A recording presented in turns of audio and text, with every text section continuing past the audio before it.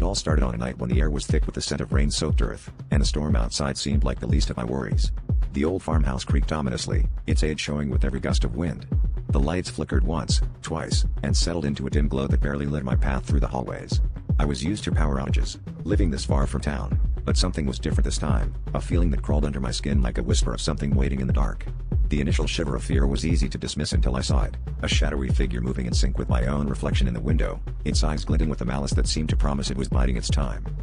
As the storm raged on, I tried to convince myself it was a trick of the light.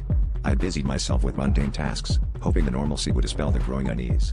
Yet, every flash of lightning cast shadows that danced just a little too independently, and every creak of the floorboard seemed to echo with something unsaid. I checked each room, each corner, trying to rationalize the irrational. My mind played tricks, conjuring images of eyes watching from the dark, waiting for the perfect moment to step into the light. I could feel it, that unsettling presence, just beyond the edge of perception. Desperation led me to the attic, a place I had avoided since moving in. The dust-covered relics of the past lay untouched, save for a path recently disturbed. I followed it, heart pounding, until I found an old mirror hidden beneath a tattered sheet. Its surface reflected not just the room but something else, a figure that seemed to watch me from its depths, its eyes gleaming with the same knowing malice. It was then I realized this was no mere reflection, it was a doorway to something that had been waiting for someone to notice. The air grew colder, and I could feel its anticipation thick around me. In a moment of clarity, or perhaps utter madness, I shattered the mirror with the nearest object I could find.